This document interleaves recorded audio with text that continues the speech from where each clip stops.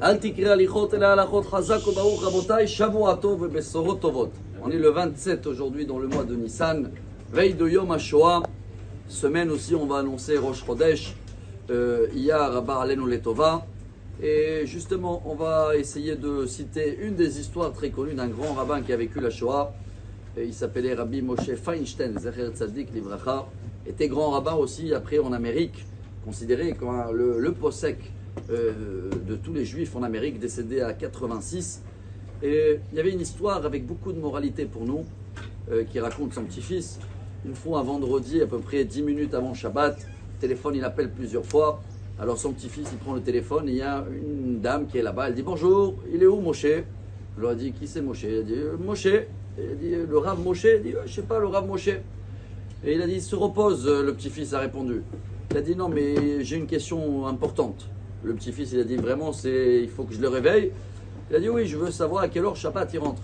Alors le petit-fils il dit madame, vous n'avez pas un calendrier pour savoir à quelle heure Shabbat il rentre? Cette dame elle le répond. Elle dit monsieur, vous n'avez pas honte, ça fait 30 ans que je téléphone tous les vendredis après-midi à Moshe à cette heure-ci. Et chaque vendredi, il me dit à quelle heure Shabbat rentre. Pour qui vous vous prenez? Bon, le petit-fils, il a compris, il est parti raconter au grand-père. Et le grand-père a dit qu'est-ce que tu as fait? Et il a découvert que depuis 30 ans, tous les vendredis, juste avant Shabbat, une dame qui ne savait même pas que c'est le grand rabbin d'Amérique, elle le prenait la tête pour savoir à quelle heure rentre Shabbat.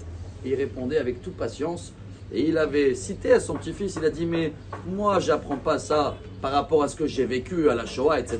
Moi j'apprends ça dans le Talmud, Shabbat, page 31. Il y avait la même histoire avec Hillel. Hillel, ils ont fait une pari, deux amis, si on peut l'énerver. Et ils ont pari cher, hein, 412, comme si vous disiez un billet de 10 000 euros. Et il a dit moi je vais l'énerver. Et 10 minutes avant Shabbat, il est parti frapper. Hillel, grand rabbin, président de la communauté juive. J'ai une question très importante. Pourquoi les yeux de Chinois, ils sont comme ça? Et il le répond. Il voit qu'il est calme. Il revient après 2 minutes. Il frappe. Ah, pourquoi les pieds de ceux-là qui marchent dans le désert, ils sont larges? Et comme ça, il a essayé jusqu'à la rentrée de Shabbat et il n'a pas pu. Et à la fin, il a dit, c'est toi, Hillel, à cause de toi, j'ai perdu 10 000 euros.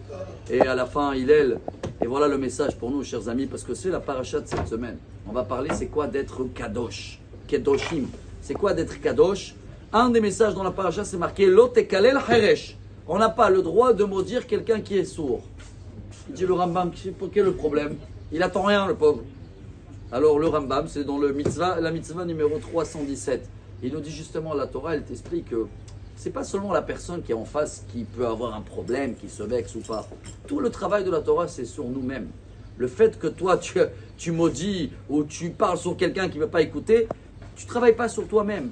Hillel et le Rav Moshe Feinstein, il a dit, moi cette femme qu'elle m'appelle avant Shabbat et tout, peu importe maintenant qu'est-ce qu'elle est, elle peut avoir, mais je la regarde même pas. C'est un travail pour moi. Hillel, quand il y a un monsieur qui arrive avant Shabbat, c'est un test pour qui? Pour Hillel, il dit, Dieu m'a envoyé un travail sur ma patience. Si toute notre vie, on va voir que toutes les personnes autour de nous, on les considère comme des sourds. Quand je dis comme des sourds, ça veut dire, j'ai pas affaire avec eux. C'est pas lui qui veut m'énerver, c'est Dieu qui veut travailler ma patience à travers de cette personne. Mais peut-être on veut trop réparer les gens et non pas travailler sur nous-mêmes. D'être kadosh, c'est travailler sur nous-mêmes. Voilà ce grand rabbin, le Rav Moshe Feinstein. Voilà Hillel, que nous on améliore un petit peu notre patience cette semaine. Et dans ce cas-là, on sera un petit peu plus kadosh. Excellente semaine.